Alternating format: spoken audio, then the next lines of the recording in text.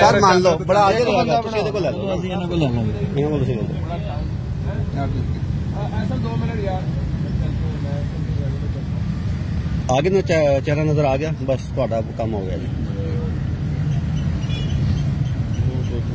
कुछ भी नहीं हो रहा इसकी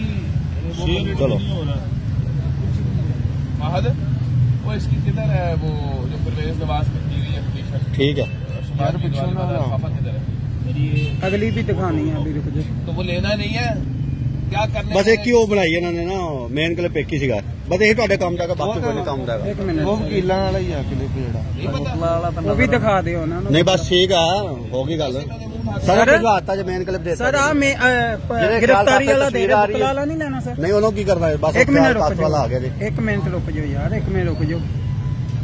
यार से अपने चालन से भिजवानी भाजन जी भाई अस्सलाम वालेकुम